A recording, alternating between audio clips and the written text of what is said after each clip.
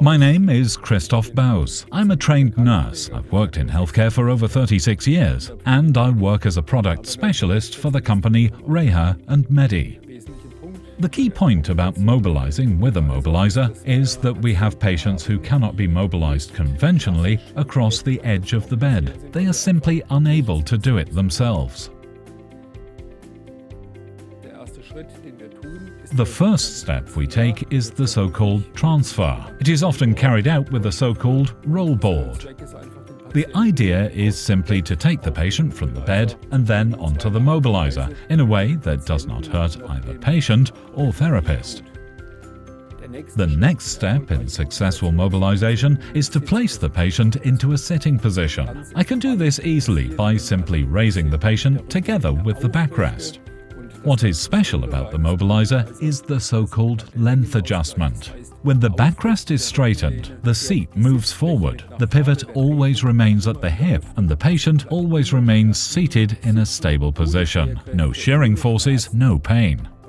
Different positions are possible during transfer. The standard is naturally the transfer in the lying position, but since there are a number of conditions in which the patient may not be placed into a lying position, the mobilizer also allows, uniquely, a transfer in the sitting position, from the bed onto the mobilizer. When mobilizing into a vertical position, in other words upright, I have not only a leg belt and a positioning pad, I also have the possibility to secure the upper body with a so-called guide strap, which are two pads placed around the body, which give the patient additional stability and, above all, sensory information. An essential component of the mobilizer is the transition from the sitting position into the perched position. It means that I can easily apply a neurological impulse via the sole of the foot, which I could never manage if the patient were in a normal sitting position in a chair.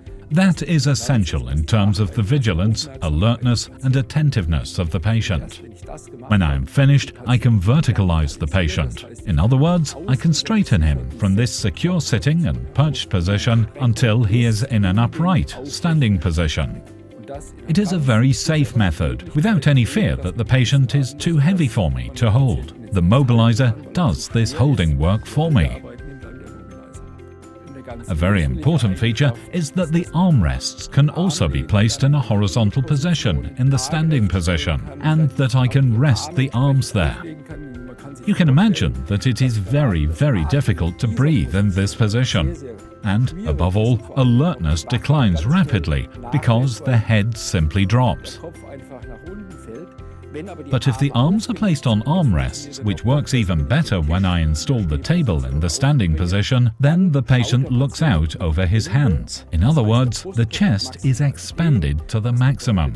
That provides excellent possibilities for spontaneous breathing, and that is combined with the pressure on the sole of the foot, which places the entire weight on the soles, and the pressure on the spinal discs, since the patient is standing. These are all components that are very important for the mobilization of such a person. Depending on the area of use of a mobilizer, there are different equipment options. For example, the table, which can be used in every sitting and standing position, or for neurological treatment, the stabilizing headrest with a headband that holds the head better. A very important accessory is our stabilizing cushion, which we have developed together with therapists and healthcare professionals. It is perfectly suitable for positioning patients with unstable torsos optimally and safely. I can also carry out different types of positioning with it, for example, in the case of hemiplegia. A key unique feature is the new vibration unit for the mobilizer. The new vibration plate generates horizontal vibration. That is really very important in supporting the vigilance of the patient and reducing muscle tone to prevent spasticity and, above all, as a pneumonia prophylactic. As soon as the patient has spent enough time in the standing position, I move the patient back into the sitting position or into the lying position in order to then complete the transfer back into the bed.